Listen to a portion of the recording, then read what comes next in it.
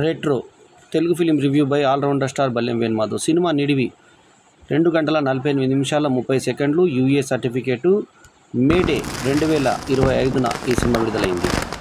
A gangster caught between his love for his wife and the shadows of his violent past attempts to turn over a new leaf but walking away is not as easy at it seems. So ఈ రకంగా అంటే actually ఒక gangster ఉన్నటువంటి వ్యక్తి తన పెళ్లి చేసుకునేటప్పుడు భార్యకి ప్రామిస్ చేస్తాడు. ఏమనంటే ఇటువంటి జీవితాన్ని నేను వదిలేసి ఇంకా నేను బయట ఉంటానని చెప్పి తను కొట్టిన వాళ్ళందరినీ కూడా వాళ్ళకి ఏం చెప్తాడంటే, ఇంకా పగలేం పెట్టుకోకండి, పగలు పెట్టుకుంటే మీకే ప్రాబ్లం, ఇంకా నేను ఈ జీవితానికి స్వస్తి చెప్పదలుచుకున్నాను, వేరే దగ్గర నా భార్య పిల్లలతో హ్యాపీగా ఉండాలనుకుంటున్నాను, పెళ్లి చేసుకొని భార్య పిల్లల్ని కానీ అక్కడే ఉందాం అనుకుంటున్నాను అని అనుకుంటాడు. అనుకుంటే పెళ్ళికి పెంపుడు తండ్రి వీళ్ళని తీసుకొస్తాడు ఇంట్లోకి. సో ఇక్కడ పెంపుడు తండ్రిగా జోజు జార్జ్ నటన చాలా మెచ్చుకోదగ్గ విధంగా ఉంది. ఆ మధ్య వచ్చినటువంటి సినిమా పని సినిమాలో కథానాయకుడిగా దర్శకుడిగా కూడా రాణించినటువంటి జోజో జార్జ్ తండ్రి పాత్రను చాలా సమర్థవంతంగా పోషించాడు. ఇంకో తమాషా ఏంటంటే ఇతను యంగ్ పాత్ర ఉన్నప్పుడు సన్నగా కనబడ్డము, మళ్ళీ ఫాదర్ పాత్ర ఉన్నప్పుడు లావుగా కనబడ్డము, చేయరగొట్టిన తర్వాత కూడా డిఫరెంట్గా కనబడ్డము, తర్వాత డాడీ డాడీ పాటలో లాస్ట్కి నర్తించడము, ఇంకో పాటలో కూడా నర్తించడం తోడు అంతా బాగుంటుంది. పూజా హెగ్డేకి మొదటి ప్లేస్ ఇచ్చారు బుక్ మై షోలో కానీ థియేటర్లో ఈవెన్ మల్టీప్లెక్స్లో కూడా ఆమెకి మొదటి పేరు ఇచ్చారు. పూజా హెగ్డే ఇంపార్టెంట్ పాత్రలో నటించింది ఈ సినిమాలో హీరోయిన్గా. సూర్య శివకుమార్ ద వన్ సూర్య అని చెప్పి టైటిల్ పడింది. ప్రకాష్ రాజ్ చేశాడు ఇందులో. నాజర్ విలన్ పాత్రలో నటించాడు. కార్తిక్ సుబ్బరాజ్ డైరెక్టర్ అయినటువంటి ఈ సినిమాకి నిర్మాతలు వచ్చేసి జ్యోతిక, సూర్య సొంత సినిమా ఇవి. ఇక సంతోష్ నారాయణ్ మ్యూజిక్ చేసినటువంటి ఈ సినిమాకి సంతోష్ నారాయణ్ మ్యూజిక్ చాలా ఉపకరించింది. రికార్డింగ్ చాలా బాగుంది. శ్రేయాస్ కృష్ణ సినిమాటోగ్రఫీ కూడా చాలా బాగుంది. షఫీక్ మహమ్మద్ ఎడిటింగ్ కూడా తోడైంది. అయితే ఫస్ట్ హాఫ్ కొంచెం బోర్ కొడుతుంది, సెకండ్ హాఫ్ మాత్రం బాగుండి క్లైమాక్స్కి వచ్చే దగ్గర ఆబాస్ పాలైంది సినిమా. సో ఇక ముందు కార్తిక్ సుబ్బరాజు అనగానే మనకు గుర్తుకొచ్చే సినిమాలు ఏంటి అంటే ఫస్ట్ పిజ్జా 2012 వచ్చినటువంటి ఈ సినిమా అప్పట్లో సంచలన విజయం సాధించి విజయ్ సేతుపతికి ఒక మంచి లైఫ్ ఇచ్చింది. తర్వాత జిగర్ తండా 2014లో వచ్చింది. జిగర్ తండా దానికి డబుల్ పార్ట్ కూడా జిగర్ తండా XXX అనే ఒక సినిమా కూడా వచ్చింది.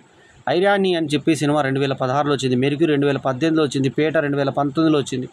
సో ఇప్పుడు 2025లో వచ్చినటువంటి రెట్రో కార్తిక్ సుబ్బరాజు ఇమేజ్ని పెంచే విధంగా కాకుండా దించే విధంగా ఉంది.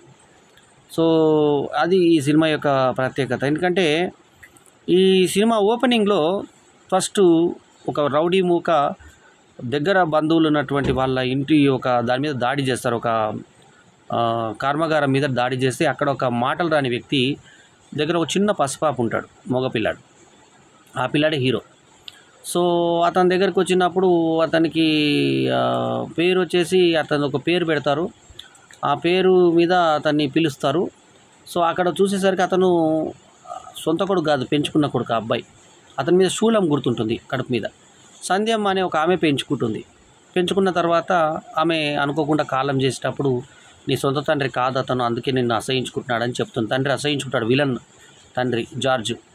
సో ఇంకా ఇతను ఇంకా అట్లా బాధగా ఉన్నా కానీ తండ్రి కోసము కరాటే నేర్చుకొని తండ్రిని రక్షించే క్రమంలో కూడా వాడు వదిలేయాలి, చచ్చిపోవాలని కోరుకుంటాడు, కానీ బాగుండాలని కోరుకుంటాడు. ఎప్పుడైతే వాడు ఫైటింగ్ చాలా జమ్గా ఉన్నాడో అప్పుడు ఓహో ఇది పనికొచ్చే హ్యాండ్ అని చెప్పి గుర్తిస్తాడు. గుర్తించిన తర్వాత పెళ్ళి కుదురుతుంది.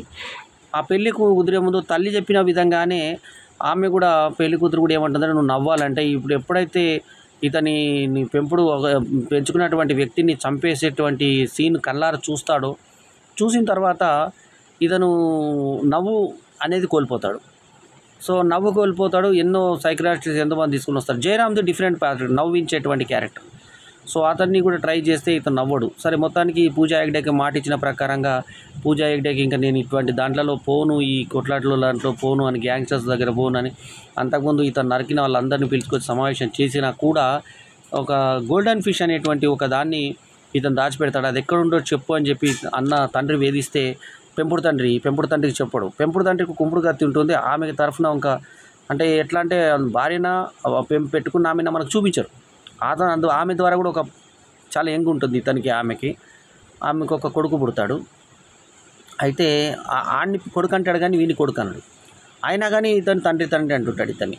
సో ఆమె చేసుకునేటువంటి భార్యని నరకబోతుంటే అతను వెంటనే అతని తండ్రిని చేయి నరికేస్తాడు. ఇంకా అలా పగలు కొనసాగుతుంటే ప్రకాష్ రాజ్ వీళ్ళ బాస్. ఈ రకంగా కొనసాగుతున్న తరుణంలో మొత్తానికి ఏంటంటే ఈ హీరోయిన్ ఇంకా అతని హింసను చూసేసి ఇతను విడిచిపెట్టి ఆస్ట్రేలియా దీవుల దిక్కి వెళ్ళిపోతుంది. ఆ దీవుల దగ్గర కొన్ని రోజులు జైలు జీవితం అనుభవించిన తర్వాత, జైల్లో దెబ్బలు తిన్న తర్వాత బయటకు పోవాలనుకునే తరుణంలో ఇతను హీరోయిన్ ఫోటో తీసుకొని అక్కడ చూపిస్తారు. జైల్లో ఫోటో ఎక్కడ అలో చేస్తారా అది చూపించారు. సరే మొత్తానికి ఆ అమ్మాయి కోసం బయటకు వస్తాడు. బయటకు వచ్చిన తర్వాత ఇతను ఒక వేషం వేసుకుంటాడు. ఆ అమ్మాయిని కలవాలంటే మామూలుగా కలవచ్చు కదా, లాఫింగ్ డాక్టర్ లాగా కలుస్తాడు. ఆమె ఎన్జిఓలో ఉంటుంది. ఇతని దగ్గరకు వచ్చిన తర్వాత లాఫింగ్ డాక్టర్ అనే వరకు ఆమె యాక్సెప్ట్ ఎందుకు చేస్తుంది అనే దానికి కూడా లాజిక్ లేదు. సరే మొత్తానికి అక్కడ కలుసుకుంటారు వీళ్ళు. కానీ ఇతను అసిస్టెంట్ జయరామ్ని అసిస్టెంట్గా చెప్పి ఇతనే మెయిన్ డాక్టర్గా నాటకం ఆడబోతాడు ఆ అమ్మాయి ఇంప్రెస్ చేయడం కోసం. లాస్ట్కి అది కాదని చెప్పేసినాక అక్కడ ఒక కల్ట్ గేమ్స్ ఉంటాయి. ఆ గేమ్లో ఏంటంటే మొసలికి ఒక మనిషిని ఆహారంగా ఇస్తారంట. ఆ తర్వాత విలన్స్ మైకేలు కొడుకు రఘువేలేమో తండ్రి, మైకేలేమో కొడుకు. సో చిన్న విలన్ పెద్ద విలన్ అనమాట. పెద్ద విలన్ వచ్చి రాఘవేల్ వచ్చేసి ఈయన ఎవరు మన నాజర్. అయితే రఘువేల్ అనేది తెలుగు పేరు, మైకేల్ అనేది క్రిస్టియన్ పేరు. మరి వీళ్ళిద్దరు తండ్రి కొడుకులు ఎలా అనేది దాన్ని కూడా సహేతుకమైనటువంటి కారణం చూపించలేదు మనకి. సరే అయిపోయిన తర్వాత చిన్నప్పుడు శూలం పుట్టినవాడు, నీకు కడుపు మీద శూలంతో గుర్తుపట్టినవాడు చంపేస్తాడు నిన్న అంటే కంసుల్లాగా అందరినీ చంపుతా అవుతాడు. ఇతన్ని మాత్రం ఒక అబ్బాయి పుడితే అమ్మాయి పుట్టిందని చెప్పి ఇతన్ని బయటకు తప్పిస్తే ఇతనిగా పెరిగాడని చెప్పి ఆ వచ్చిన తాండాతో తనకు సంబంధం ఉందని చెప్పి వాళ్ళు తన వాళ్ళుగా భావించి ఇతని మీద ఎదురుదాడి చేసి లాస్ట్కి విలన్ని చంపేసిన తర్వాత చిన్న విలను వీళ్ళు ఉంటే వాళ్ళు అటాక్ చేయడానికి వచ్చినప్పుడు వీళ్ళ దగ్గర అంతకన్నా ఎక్స్ట్రాలెంట్ బాంబులు ఉన్నాయని చెప్పి ఒక తల్లికి పిచ్చిలేస్తుంది. ఆ తర్వాత ఆమె పేల్చేస్తే ఒక పెద్ద బాంబు వెళ్తుంది. కానీ అదొక్కటే పనికొచ్చే బాంబు, మిగతా అన్ని డమ్మీ అని చెప్పి తర్వాత చెప్పి ఆ నవ్వుతోటి ఎండ్ చేశారు సినిమాని. అంటే ఇంత సీరియస్ ప్రాబ్లం తీసుకొచ్చిన దాన్ని ఒక ఫన్నీ కామెడీ ఫిలిము జోక్ లాగా లాస్ట్ తీసేయడంతో సినిమా అంతా తేలిపోయినట్టు అయింది రెట్రో. సో ఇంటర్వెల్కి ముందేమో వార్ అని చెప్పి WAR అని చెప్పి ముగ్గుడు మీద ఇచ్చే వార్ అని ఇవ్వడము, ఆ తర్వాత సినిమా పదం అని చెప్పి సెండ్ చేయడము, తర్వాత దమ్మం అంటే ఏంటో తెలియదు, సంధ్యమ్మ దమ్మం అని చెప్తుంది. ఆమె నీళ్ళలో పడ్డప్పుడు ఆమె దేవతలాగా ప్రత్యక్షం కావడం, ఆమె అదంతా మైథలాజికల్ సినిమా చూస్తున్నామా లేకుంటే ఇది సూపర్ పవర్ సినిమా చూస్తున్నామా అర్థం కాని పరిస్థితి రెట్రోలో. ఫైట్స్ ఒక్కటే బాగుంది. సూర్య హైట్ తక్కువ ఉంటుందని అందరికీ తెలిసిందే. ఆయనకు హైట్ ఉన్న హీరోయిన్లను అనుష్కని పెడతారు, లేకుంటే ఇప్పుడు పూజా హెగ్డే అని పెడతారు. పూజా హెగ్డే ఎక్కడో ఉంది ఆమె హైటు, ఇతను బ్యాలెన్స్ చేయడానికి అక్కడ తెలిసిపోతుంది. ఇక మాటికి షర్ట్ ఇప్పుతుంటాడు మన హీరో గారు, బనీని ఉండదు, షర్ట్ ఇప్పుతుంటాడు, చెస్ట్ చూపిస్తూ ఉంటాడు. వీళ్ళని ఏమో చెస్ట్ ఏం ఉండదు, అతను బనీని ఇప్పుతుంటారు. ఈ అర్ధనగ్న సౌందర్య ప్రదర్శనలు వీళ్ళని చేస్తుంటారు. ఇంతలో శ్రేయాసరన్ పాట, శ్రేయాసరన్ ఊపులు నడుములతోటి ఒక పాట పెట్టారు. సరే ఈ మెయిన్ హీరోయిన్ తోటి ఒక పాట పెట్టారు. సో 2-3 పాటలు ఉండగా మ్యూజిక్ రికార్డింగ్ మాత్రం చాలా బాగా చేశాడు. మ్యూజిక్ మాత్రం చెప్పుకోదగ్గ విధంగానే సంతోష్ నారాయణ అందించాడు. సో రెట్రో యాక్షన్ ప్రియులను ఇష్టపడే సినిమా. సో 2 గంటల 48 నిమిషాల 30 సెకండ్ల నిడివి ఉన్న ఈ UA సర్టిఫికేట్ పొందిన సినిమా మేడే రోజు విడుదలయ్యి 3వ స్థానంలో నిలబడింది. మొదటి స్థానం వచ్చేసి హిట్ ద థర్డ్ కేస్ వస్తే, 2వ స్థానం వచ్చేసి మనకు ఏది రైట్ టు. సో 2 సినిమాలు రిలీజ్ అయినాయి, హిట్ ద థర్డ్ కేసు తర్వాత మెట్రో. ఈ మెట్రో కాదు రెట్రో. ఈ రెట్రోలో మనకు ఒక డార్క్ షేడోస్ సినిమా లాగా ఈ సినిమా కనబడింది. సో ఇది రెట్రో టైటిల్ కూడా కనబడకుండా పెట్టారు. సో ఇది సూర్యకి మరోసారి ఒక ఫ్లాప్ పలకరించినట్టు. మొన్న దాకా మనకు కంగువతో మనము కంగు తింటే మళ్ళీ ఇప్పుడు రెట్రోతో మెట్రో వాసులందరూ కూడా బాధపడేటువంటి పరిస్థితి. సో యాక్షన్ తోటి మనల్ని కొడుతున్నాడా లేకుంటే సినిమాని కొడుతున్నాడా అర్థం కాని పరిస్థితి. సెకండ్ హాఫ్లో ఇచ్చేటువంటి దాంట్లో మొసలికి ఓ మనిషిని వేస్తారంట, తర్వాత వీళ్ళు ఫైట్ చేసుకున్నారంట, అందులో బలహీనమైన వ్యక్తిని చంపాలంట. అది ఏం గేమో అది ఏం కథనో ఎవరికీ అర్థం కాదు లాస్ట్ క్లైమాక్స్లో. అయితే పూర్తిగా నవ్వులతోటి క్లైమాక్స్ ముగించడం అనేది ఇంకా నవ్వులాగా అనిపిస్తుంది. కార్తిక్ సుబ్బరాజ్ లాంటి ఒక మేధావి డైరెక్టర్ తీయాల్సిన సినిమా రెట్రో కానే కాదు. సూర్యకి ఏ రకంగా కూడా కలిసి వచ్చే సినిమా కాదు ఇది. ఎందుకో సూర్య టైం బాగాలేదు. ఒకప్పుడు గజనీ లాంటి సూపర్ హిట్లు ఇచ్చినటువంటి సూర్యకి, మళ్ళీ సింగం లాంటి సినిమాలు సూపర్ డూపర్ హిట్లు ఇచ్చినటువంటి సూర్య టాలెంట్కి తగ్గ సినిమాలు అయితే పడట్లేదని అనిపిస్తుంది ఈ సినిమా చూస్తుంటే. సో ఓవరాల్గా ఈ సినిమాకి నేను ఇస్తున్నటువంటి rating 2.25/5 is my review rating. ఈ రివ్యూ కనుక మీకు నచ్చితే లైక్ చేయండి, కమెంట్ చేయండి, షేర్ చేయండి. మా ఛానల్కు తప్పకుండా సబ్స్క్రైబ్ చేయండి. ఎల్లప్పుడు మీ ఆదరాభిమానాలు ఆశించే మీ ఆల్రౌండర్ స్టార్ బల్యం వేణుమాధవ్. నమస్తే, జై హింద్. ఈ వీడియో కనుక మీకు నచ్చితే లైక్ చేయండి, కమెంట్ చేయండి, షేర్ చేయండి.